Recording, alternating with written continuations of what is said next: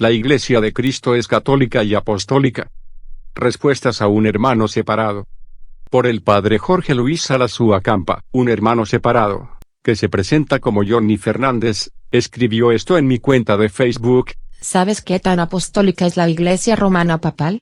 ¿Sabías que la Iglesia Romana Papal enseña y hace todo lo contrario de lo que dice la Biblia? Todo lo contrario de la palabra de Dios, todo lo contrario de la palabra de Dios, todo lo contrario de lo que enseñaron y hacían los apóstoles. ¿Los apóstoles tenían a un papa por dirigente? No. Ellos enseñaron que el fundamento de la Iglesia es solo Jesucristo. Los apóstoles y la Iglesia primitiva tenían a San Pedro como dirigente, Mt 16, 18-19.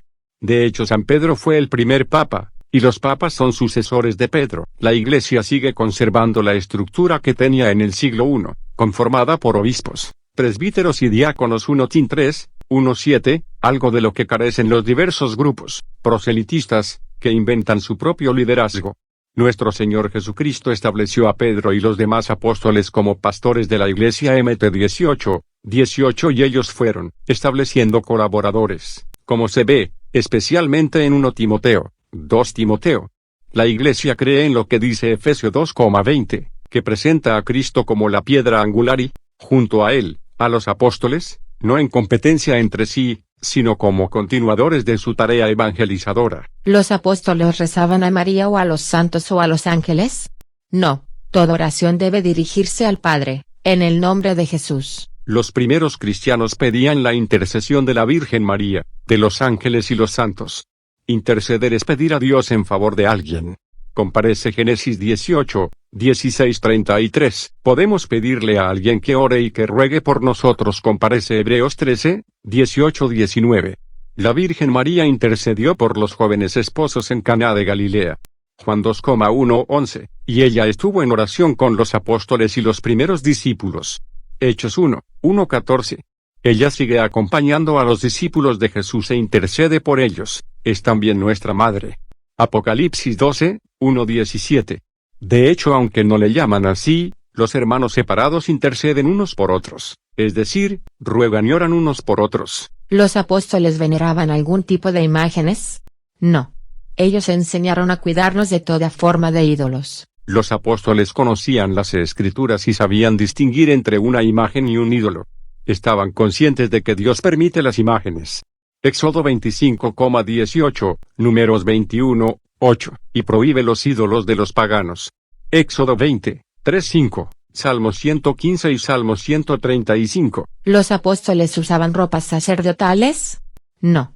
Jesús tampoco usaba ropas así. La Iglesia adoptó las vestiduras sacerdotales del Antiguo Testamento, Éxodo 28 y 29, porque Jesús instituyó, en la última cena, a los apóstoles como sacerdotes de la nueva alianza. En la vida diaria Jesús y los apóstoles usaron las vestiduras de su época, como hacen hoy los pastores y feligreses protestantes al utilizar saco y corbata, especialmente cuando ministran y hacen proselitismo.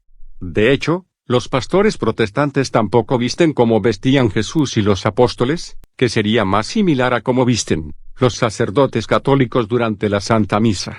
Por lo demás, hay grupos protestantes que utilizan y adaptan las vestiduras de los sacerdotes católicos, particularmente en el ámbito cultural en sus templos. ¿Los apóstoles recibían confesión de pecados? No. Pedro confesó su pecado directamente al Señor y fue restaurado. Judas confesó su pecado a los sacerdotes y luego se suicidó. Los primeros cristianos se confesaban con un sacerdote, primero como judíos, Lévico 5, 1-3, Números 5, 5-10, después como cristianos, es decir, como discípulos de Cristo, pues sabían que Jesús dio a los apóstoles el poder de perdonar los pecados. Juan 20, 21-23. Confesar los pecados era una práctica de la Iglesia primitiva, Hechos 19, 18, Santiago 5,16. Sabían que a los apóstoles y sus colaboradores y sucesores les fue encomendado el ministerio de la reconciliación, 2 Corintios 5, 18-20. Judas Iscariote no se confesó con los sacerdotes judíos de la manera prescrita por la ley, Mateo 27, 3-10, Lévico 5, 1-13, Números 5,5-10. Él fue a pedir que liberaran a Jesús. Además, Su suicidio no se debió a reconocer su falta delante de los sacerdotes, sino por desesperar y no confiar en la misericordia de Dios. ¿Los apóstoles rezaban el Padre Nuestro o el Ave María? No. Jesús les enseñó a no hacer vanas repeticiones. Los apóstoles sí rezaban el Padre Nuestro, pues Jesús les dio esa indicación cuando les dijo: ustedes oren de esta manera: Padre nuestro, que estás en el cielo, santificado sea tu nombre. Por eso, desde los inicios de la Iglesia, se le conoce como la oración del Señor, oración dominical. Además, las palabras del Ave María son bíblicas y son palabras que pronunciaron el arcángel San Gabriel, Lucas 1,28, y Santa Isabel, Lucas 1,42-45. La Iglesia obedece a estas palabras para recordar que Dios miró con bondad la sencillez de su servidora, Lucas 1,48. Cuando le decimos a la Virgen María las palabras del Ave María, estamos cumpliendo su anuncio profético: en adelante todas las generaciones me llamarán bienaventurada, Lucas 1,48b.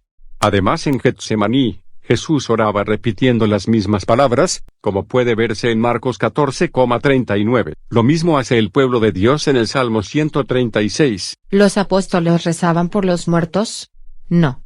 Ellos sabían que los muertos duermen en el polvo hasta la resurrección. Los apóstoles oraban por los difuntos. Ellos tenían la Biblia completa, no la Biblia mutilada por las Sociedades Bíblicas Unidas en el siglo XIX, que decidió quitar 7 libros al Antiguo Testamento. Ellos sabían que podemos orar por los difuntos, como puede verse en 2 Macabeos 12, 38-46. Ellos que conocían las Escrituras, habían leído lo siguiente: esta fue la razón por la cual Judas ofreció este sacrificio por los muertos, para que fueran perdonados de sus pecados. 2 Macabeos 12,46.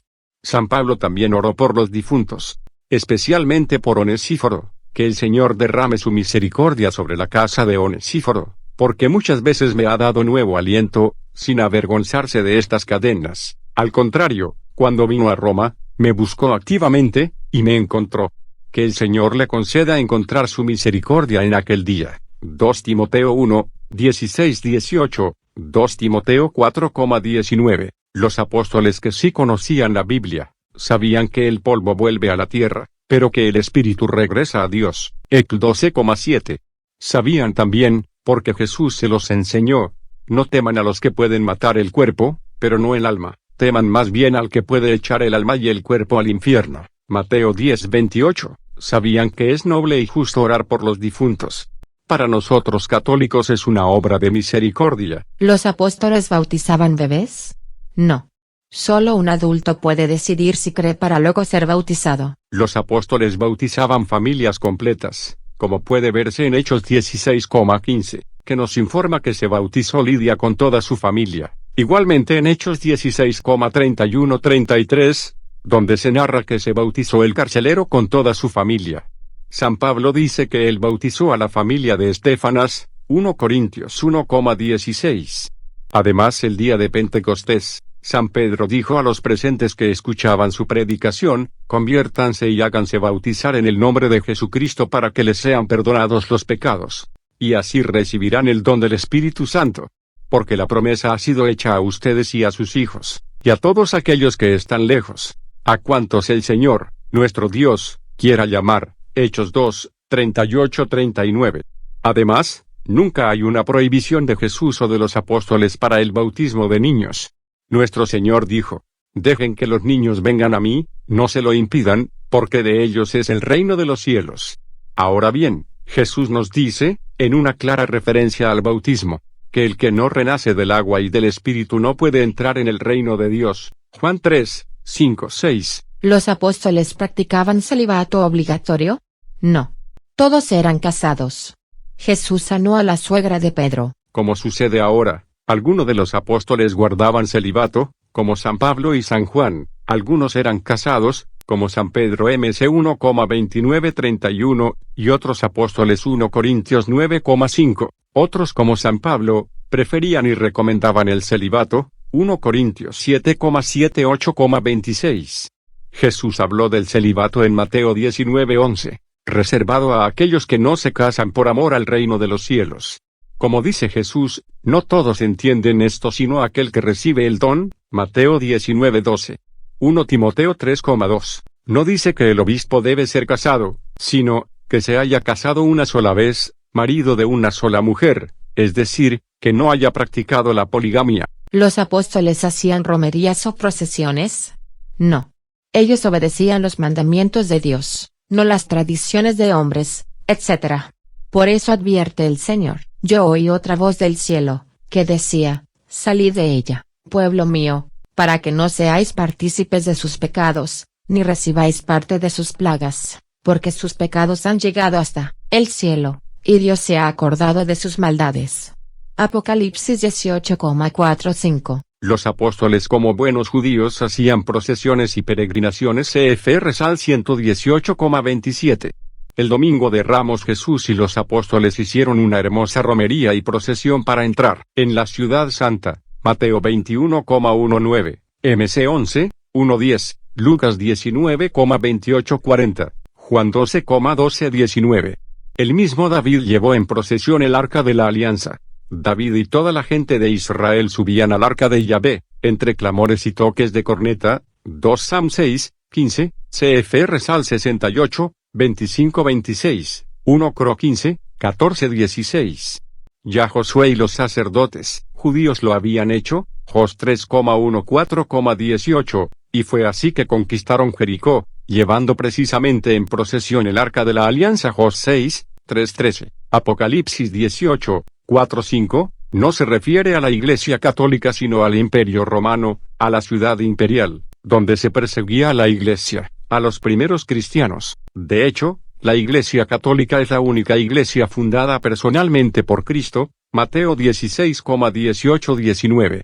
Es la única iglesia que viene desde el tiempo de Cristo. El protestantismo está por cumplir 500 años de existencia el 31 de octubre de 2017. No viene desde el tiempo de Jesús y los apóstoles. Empezó 1500 años después. Conclusión: la Biblia nos dice claramente que no debemos mentir ni levantar falso testimonio. Lamentablemente los hermanos separados levantan falso testimonio contra la Iglesia, y mienten sobre muchos temas por una mala interpretación de la Biblia. De parte nuestra, decimos como San Esteban: Señor, no les tomes en cuenta estos pecados. CFR Hechos 7,60. Ojalá nuestros hermanos separados tomen más en serio la Biblia para vivirla cada día y no la hagan decir cosas que no dice.